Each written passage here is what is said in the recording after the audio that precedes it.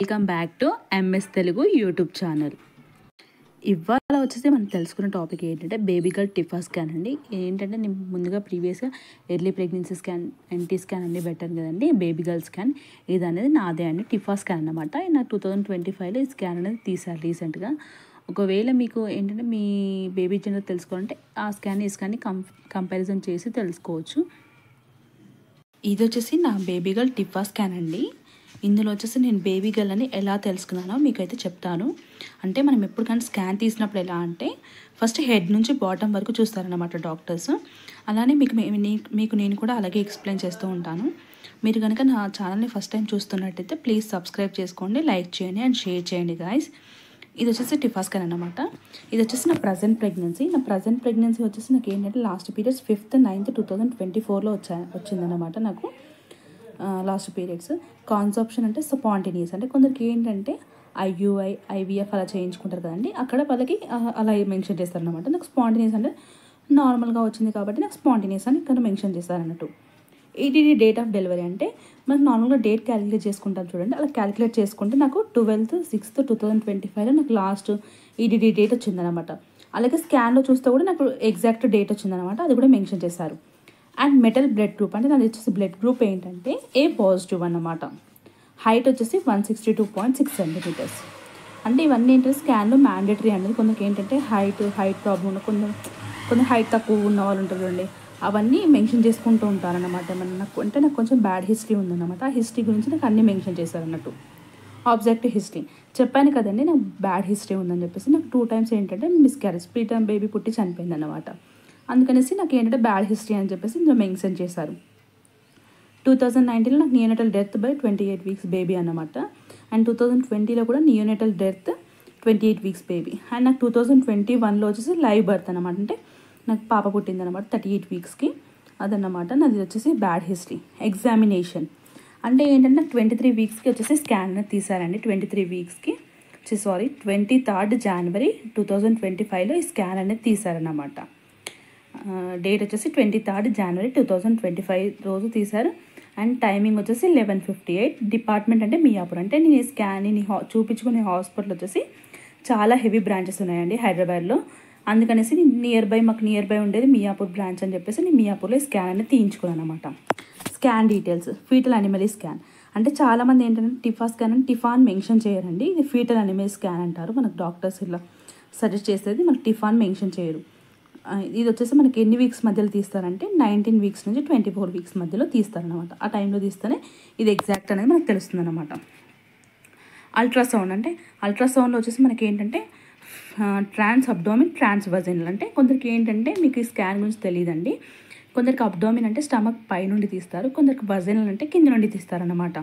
అంటే మనకి ఈ స్కాన్ అనేది మీకు అనిపిస్తుంది వజైనల్ నుంచి 9 months వరకు కూడా తీస్తారా అనే డౌట్ ఉంటుంది. బట్ మనకి ఏంటంటే 5th month వరకే స్టాప్ చేస్తారు ఈ వజైనల్ ద్వారా తీయడం స్కాన్ అనేది. అండ్ జెస్టేషన్ ఏజ్ అనమాట. నాకు ఈ స్కాన్ తీసే వరకు నాకు 20 weeks అనేది కంప్లీట్ అయిందన్నమాట.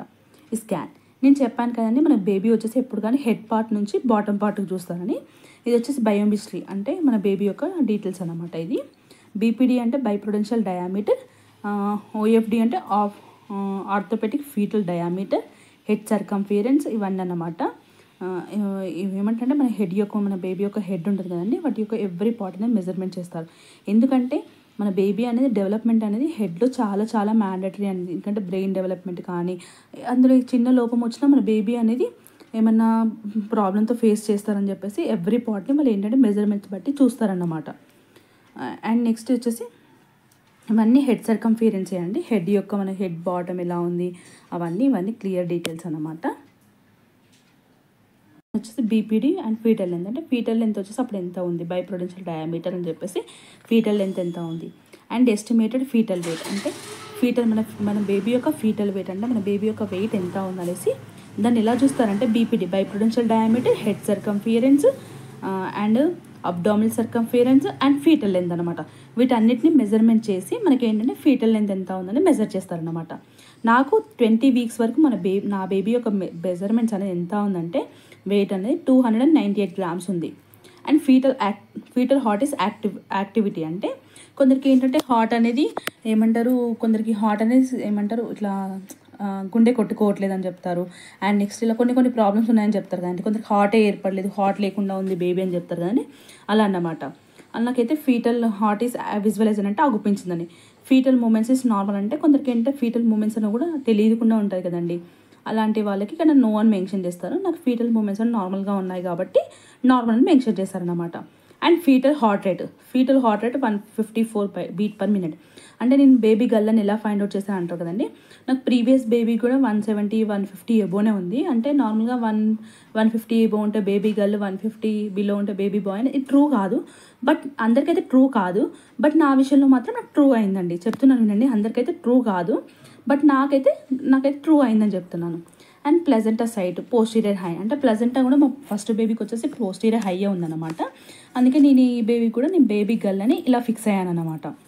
అండ్ అమ్యునెటిక్ ఫ్లూయిడ్ ఇండెక్స్ అంటే మనకి అమ్యునెటిక్ ఫ్లూయిడ్ ఉంటుంది కదండి, అది డీపెస్ట్ పూల్. అంటే అది ఏంటంటే నాకు ఎంత ఉందో యావరేజ్గా ఉందా లేదా అనేది అది చూస్తాను అనమాట. 3.6 సెంటీమీటర్స్ నార్మల్గా ఉంది. అండ్ నెక్స్ట్ కార్డ్ 3 విజిల్స్ అంటే ఏంటంటే మనకి బేబీకి అండ్ నెక్స్ట్ మన ప్లెజెంటాకి ఒక కనెక్షన్ ఉంటుంది చూడండి, కార్డ్ అనేది. ఆ కార్డ్కి ఏంటంటే మనకి 3 విజిల్స్ ఉంటాయి, అంటే 3 బ్లడ్ సర్క్యులేషన్స్ పార్ట్స్ ఉంటాయన్నమాట. అంటే మన బేబీకి మన ప్లెజెంటాకి ఆ కార్డ్ అనేది 3 కొందరికి ఏంటంటే 2 ఉంటాయండి, కొందరికి 3 ఉంటాయి. నార్మల్ 3 ఉంటాయి అందరికీ. ఏమైనా హై రిస్క్ ప్రెగ్నెన్సీ వాళ్ళకి వచ్చేసి అవి 3 ఉన్నాయనుకోండి, అవి 3 ఉండలేకపోయింది అనుకోండి, మీకు ప్రాబ్లం ఉందా అనేసి చూస్తారన్నమాట. నాకు వచ్చేసి 3 ఉన్నాయి కాబట్టి నార్మల్ అనుకోవచ్చు అండి. కార్డ్ ఇన్సర్షన్ అంటే ఏంటంటే ప్లెజెంటా ఉంటుంది కదండి, ప్లెజెంటాకు వచ్చేసి మన బెడ్ పేగు అనేది ఎలా అంటే మధ్యలోకి ఉండాలండి ఎప్పుడు కానీ.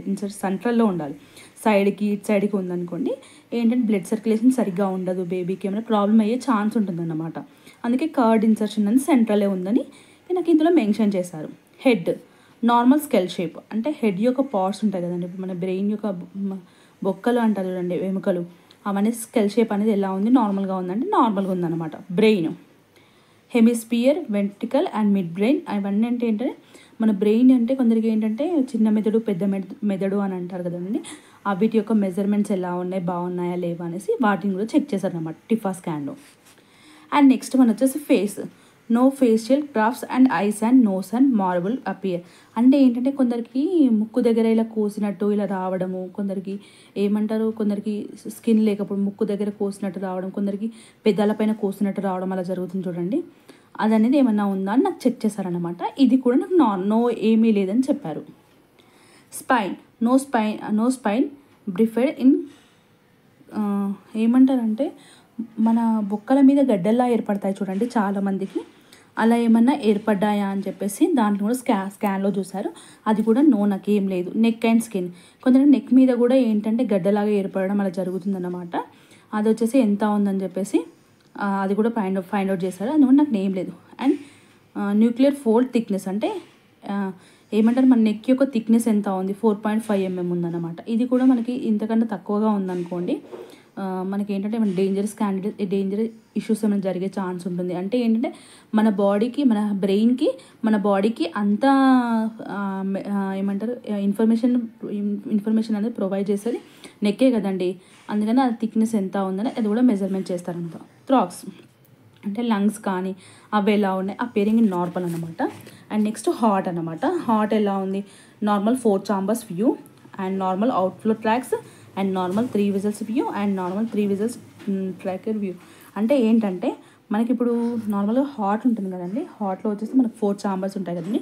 ఆ 4 chambers అనేవి వ్యూ అనేది కరెక్ట్గా ఉందా లేదా. అండ్ నెక్స్ట్ బ్లడ్ ఫ్లో ఉంటుంది కదండి, బ్లడ్ ఫ్లో కూడా వచ్చేసి ఎలా ఉంది, అవన్నీ మనకైనా చూస్తారనమాట. నాకు అన్నీ నార్మల్గా ఉన్నాయి అనమాట. అబ్డామిన్ వాల్స్, అబ్డామిన్ అంటే ఏంటంటే స్టమక్ అండి. అంటే మనకి పెద్ద పేగు, చిన్న పేగు అని ఉంటాయి చూడండి, అవి కొందరికి ఏంటంటే అవుట్ సైడ్ కూడా వస్తాయి, అంటే స్కిన్ బయట నుంచి వస్తాయి. ఇది అందరికీ కాదు, కొందరు రేర్ కేసెస్లో జరుగుతుందన్నమాట. అది వాళ్ళకి మనకి ఏమన్నా ఉందని చూసారు, అంటే బయటికి ఏమన్నా ఉందా అని చూసారు. బట్ నాకు బయటికి కూడా ఏం లేదు, నార్మల్గా ఉంది.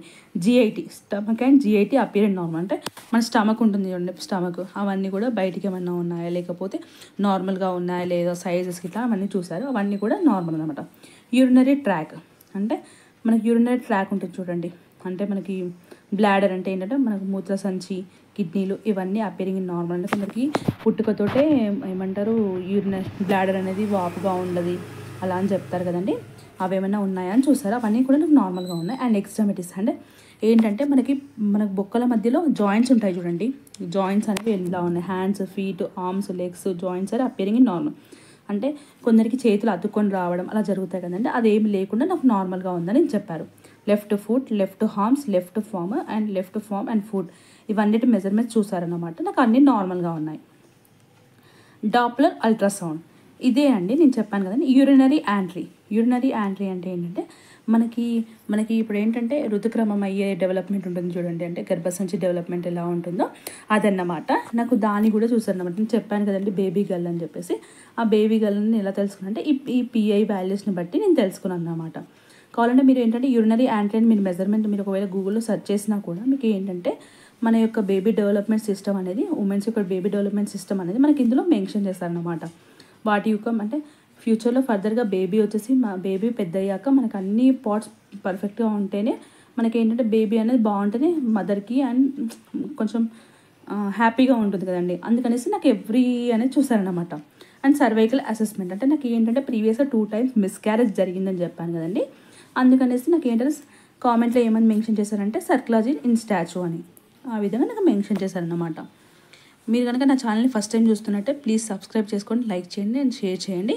మీరు ఏమంటారంటే టిఫా స్కాన్ అంటే టోటల్ ఎగ్జామినేషన్ మీకు చెప్పానండి. మీకు ఎలా విధంగా చెప్పాను కదండి. ఫస్ట్ ఎప్పుడు అని హెడ్ నుంచి బాటమ్ వరకు చూస్తారు. మనకు బాటంలో మెన్షన్ చేస్తారు మనకు బేబీ అనేది ఏ అంటే మేల్ ఆర్ ఫీమేల్ అని చెప్పేసి.